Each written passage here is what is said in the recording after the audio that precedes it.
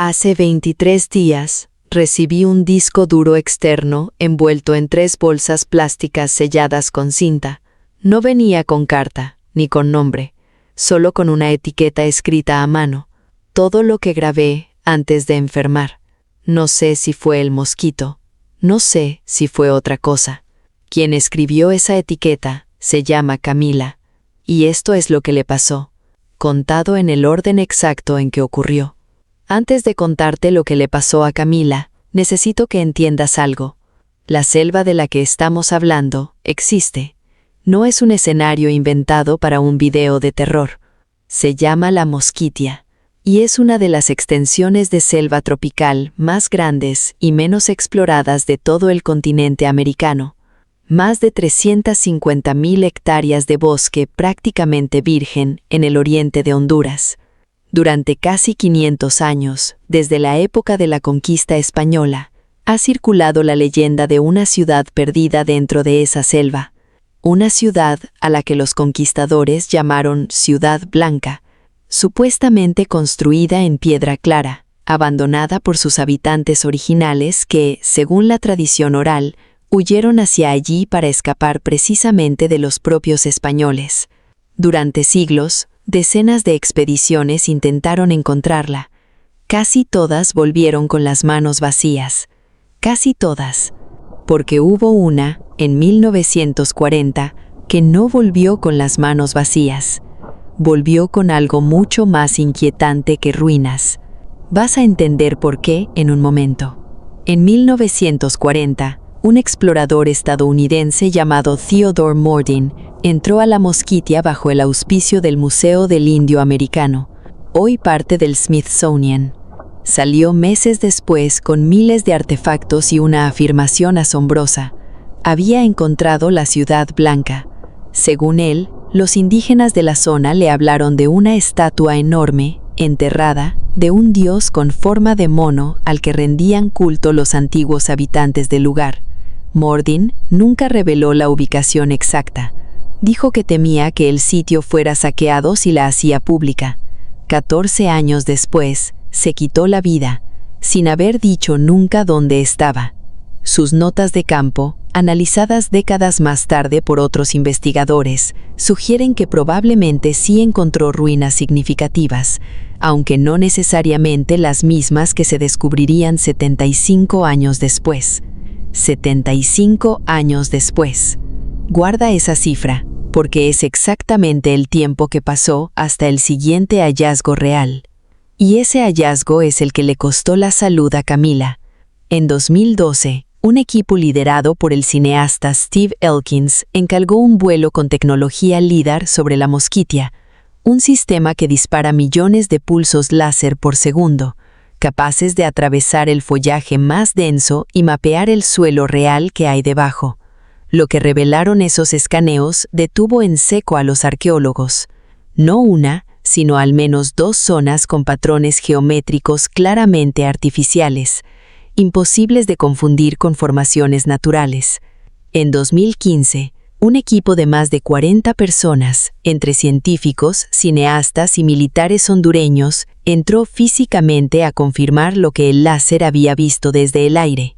Encontraron plazas, montículos ceremoniales, terrazas agrícolas, y en el centro de uno de los sitios, un conjunto de más de 50 objetos tallados en piedra, dejados exactamente donde los habían colocado sus creadores, sin remover, siguiendo el protocolo arqueológico. Entre esos objetos había algo que llamó especialmente la atención: una figura tallada que combina rasgos humanos y felinos, probablemente representando a un chamán en pleno proceso de transformación en jaguar. Por eso, hoy, los arqueólogos ya no llaman a ese sitio Ciudad Blanca, le llaman Ciudad del Jaguar. Un chamán transformándose en jaguar.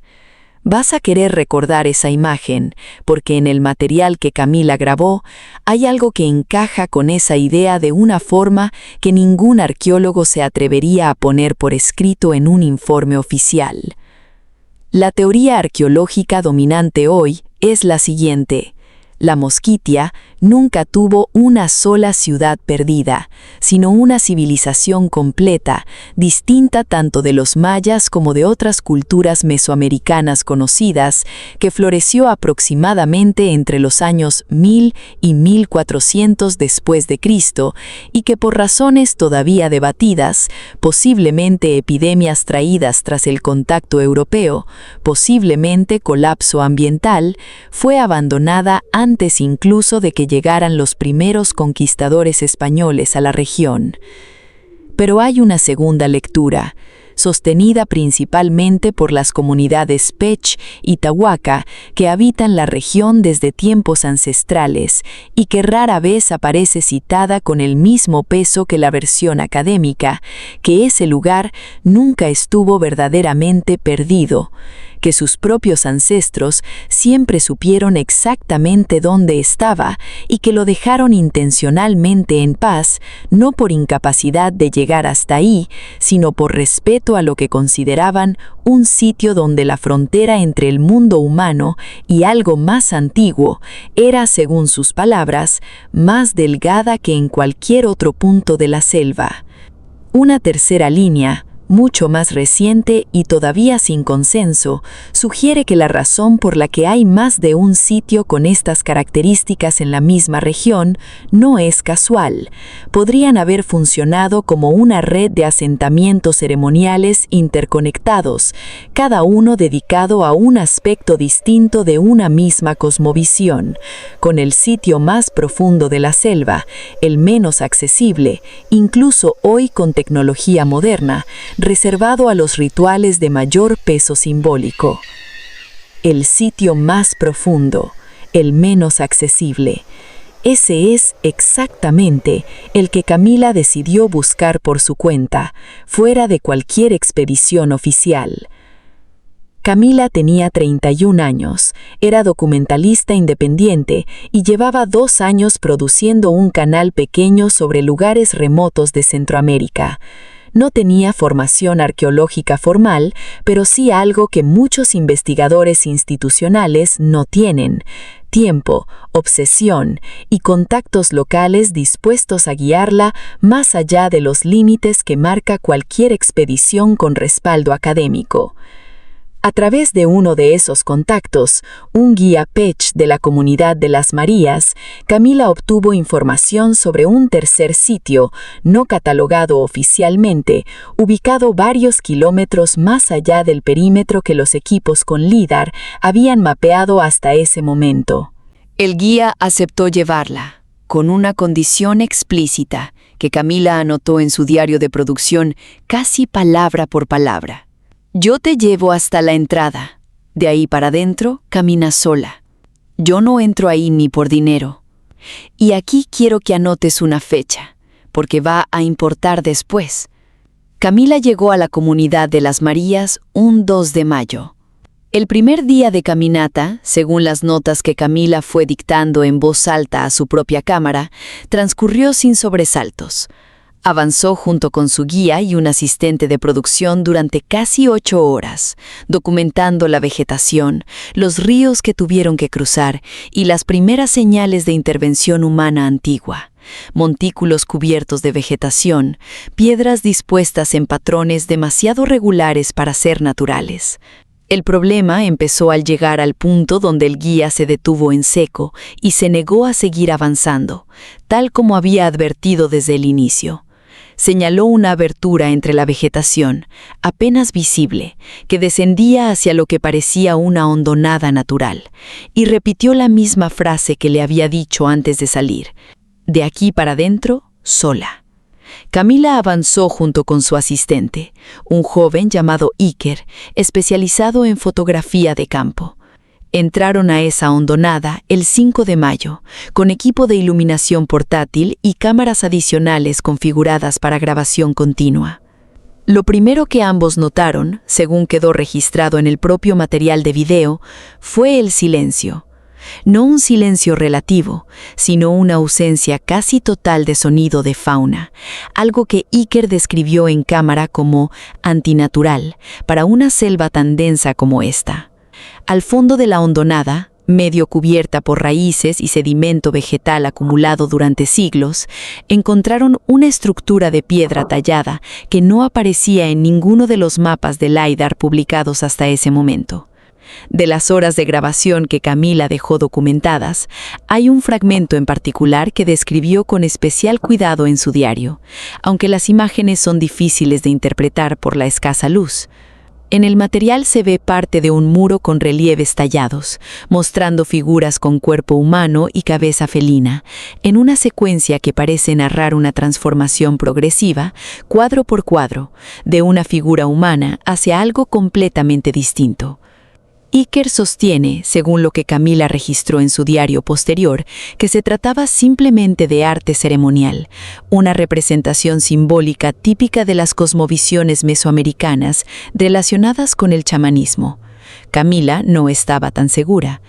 En un fragmento de audio capturado por su micrófono de solapa mientras examinaba de cerca el último relieve de la secuencia, se escucha su voz, tensa, diciendo una frase antes de que ambos decidieran retirarse por ese vía. La última figura no tiene cara humana y no tiene cara de jaguar tampoco. Esa frase queda sin explicación completa durante varios días más en el material de Camila. Vamos a volver a ella. Aquí necesito pausar la historia de Camila para contarte algo real, documentado por antropólogos que han trabajado directamente con las comunidades Pech y Tawaka de la región. En la cosmovisión de estos pueblos, existe la figura del chamán capaz de transformarse en jaguar durante trances rituales. Una creencia compartida, con variaciones, por numerosas culturas de toda Mesoamérica y Sudamérica. Pero según algunos relatos orales recogidos por investigadores en la propia región de la Mosquitia, existe una versión menos difundida de esa creencia, la de una transformación que en ciertos lugares específicos de la selva no se detiene en el jaguar. Los relatos hablan de un punto de paso final, donde la forma resultante ya no corresponde a ningún animal conocido, sino a algo que los propios chamanes, según la tradición, evitaban invocar salvo en circunstancias absolutamente extremas. La ciencia moderna no tiene forma de confirmar la existencia de una entidad así, pero sí ha documentado algo relevante para esta historia, y lo digo con toda claridad para no mezclar el hecho con la ficción. La región de la Mosquitia es, hasta hoy, una de las zonas del mundo con mayor incidencia de leishmaniasis mucocutánea, una enfermedad parasitaria transmitida por un mosquito de la selva capaz de destruir tejido facial si no se trata a tiempo. Es un hecho documentado que varios de los integrantes de la expedición científica de 2015 contrajeron esta enfermedad tras su paso por la Mosquitia, incluyendo al propio escritor que documentó la expedición para National Geographic. Es decir, hay una explicación médica real, verificable, para que alguien que entra a esa selva salga después con el rostro alterado. Y hay, desde hace generaciones, una explicación completamente distinta que las comunidades locales siguen contando con total seriedad.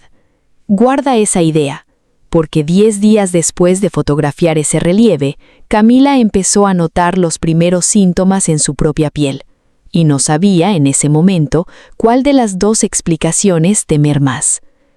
El 8 de mayo, 3 días después del primer ingreso a la hondonada, Camila grabó una nota de voz para sí misma que después incluyó, sin editar, en el material que me hizo llegar. En ella describe una sensación que no había mencionado antes. La certeza, incluso de noche, dentro de su tienda de campaña, lejos de la estructura, de que algo en la oscuridad estaba terminando de completarse, como si su presencia repetida en ese lugar hubiera puesto en marcha un proceso que ya no podía detenerse.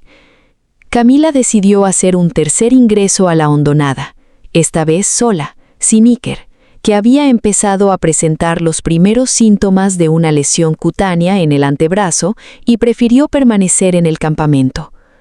Ese tercer ingreso ocurrió el 11 de mayo y es el que corresponde al fragmento de video más largo que Camila dejó documentado. Te conté antes solo una frase de ese tercer ingreso. Ahora voy a contarte lo que sigue. Según el material, Camila avanzó más allá del punto donde se había detenido en el primer día, encontrando una segunda cámara dentro de la misma hondonada, con más relieves tallados en las paredes, todo siguiendo la misma secuencia de transformación que había fotografiado antes. En el minuto 6 del video, su voz, mucho más baja, describe que la última figura de la secuencia, la que no tenía cara humana ni cara de jaguar, aparece repetida en esta segunda cámara, pero en una posición distinta a la que recordaba de sus fotografías anteriores. En el minuto 8:20 del video, se escucha un sonido grave y prolongado que no corresponde a ningún animal identificable de la región, ni al viento, ni al roce del equipo de grabación. Un experto en fauna de la Mosquitia al que consulté sobre este fragmento específico no pudo identificarlo con ningún llamado conocido de la zona. El video termina de forma abrupta en el minuto 9, con la cámara de Camila cayendo al suelo y capturando durante 1,5 segundos algo que se mueve al fondo del encuadre, fuera de foco, antes de que la grabación se corte por completo. ¿Qué es exactamente lo que aparece en ese 1,5 segundos? Te lo voy a describir con la mayor precisión posible en un momento, pero primero necesitas entender qué pasó con Camila después de ese tercer ingreso. Después del tercer ingreso, Camila no volvió a entrar a la hondonada de inmediato.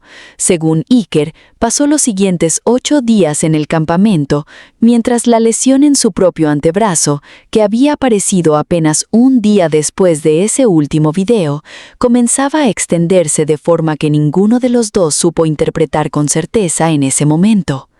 El 19 de mayo, Camila le dijo a Iker que necesitaban salir de la selva para buscar atención médica en San Pedro Sula, pero que antes quería volver, una última vez, con una cámara adicional fija para dejar un registro completo de la segunda cámara antes de abandonar el sitio. Ese ingreso final ocurrió el mismo 19 de mayo. Camila salió de la hondonada esa misma tarde. Físicamente, más allá de la lesión que ya presentaba, no mostraba heridas nuevas, pero según Iker, su comportamiento cambió de forma notoria. Dejó de hablar del sitio por completo, insistió en salir de la selva esa misma noche y durante el trayecto de regreso evitó, de forma consistente, mirar hacia la selva cuando caminaban cerca del límite de la vegetación. Semanas después, ya de vuelta y bajo tratamiento médico por la infección cutánea, Camila me hizo llegar el disco duro con el que empieza este video. Ese disco duro contiene el registro completo de la cámara fija del último ingreso. Y hay una razón muy concreta por la que mientras grabo esto, no he mostrado públicamente ni un solo segundo de ese material. Quiero ser honesta contigo en esta parte, porque es la única forma de que esta historia tenga sentido más allá del misterio. He revisado el material que Camila dejó junto con un antropólogo especializado en cosmovisión mesoamericana y un médico infectólogo con experiencia en enfermedades tropicales de la región. La conclusión más responsable es la siguiente. La lesión de Camila, con altísima probabilidad, corresponde a un caso de leishmaniasis cutánea, una enfermedad real, tratable si se detecta a tiempo, extremadamente común entre quienes pasan tiempo prolongado en esa zona de la selva sin protección adecuada. Y la figura que aparece fuera de foco en el 1,5 segundos final del tercer video corresponde, según el análisis, a un patrón de movimiento compatible con la fauna nocturna de la región, posiblemente un felino grande, distorsionado por el movimiento brusco de la cámara al caer. Esa es la explicación más responsable y probablemente la correcta, pero también quiero decirte lo que no puedo explicar del todo. El sonido grave del minuto 8:20 no ha podido ser identificado por ningún especialista en fauna consultado. La posición de la figura tallada en la segunda cámara, comparada con las fotografías del primer día, muestra una diferencia real de orientación que ningún desprendimiento natural de roca explica del todo. Y el comportamiento de Camila, según todos los que la conocieron antes de este viaje, cambió de forma permanente después del 19 de mayo. Dejó de producir contenido sobre exploración de selva, no ha vuelto a Honduras, y la única condición que puso para dejarme contar esta historia fue que nunca mostrara públicamente el contenido completo de esa última grabación fija. Y no lo voy a hacer, pero sí voy a contarte la última pieza del rompecabezas. ¿Cómo llaman los guías Pech a esa figura final de la secuencia tallada? ¿Y por qué ese nombre encaja de forma incómoda con lo que Camila describió? Los guías con los que hablé después, incluyendo al hombre que acompañó a Camila hasta la entrada de la hondonada, coinciden en el nombre con el que la tradición oral local se refiere a esa figura final. Le llaman el que cambia de piel. No es una simple metáfora del chamanismo tradicional que ya te expliqué antes. Según los relatos, se describe como aquello en lo que se convierte un chamán que cruza el paso final de la transformación y ya no logra, o ya no quiere, regresar a su forma humana ni a su forma de jaguar, quedando atrapado en un estado intermedio que la tradición describe como ni carne ni piedra. Se dice que no ataca a los visitantes de forma directa, que su función, según la tradición, es marcar a quien entra repetidamente en su territorio, dejando una señal visible en la piel como advertencia para que no regrese una cuarta vez.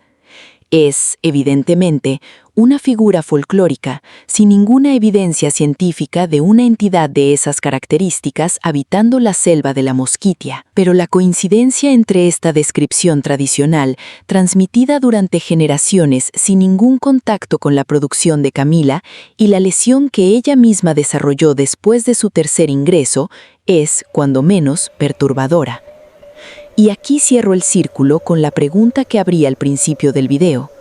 ¿Por qué de todos los sitios mapeados por LiDAR en la Mosquitia desde 2012, ninguna expedición oficial ha vuelto jamás a esa hondonada específica, a pesar de que su ubicación aproximada es conocida por al menos 2 investigadores desde hace años?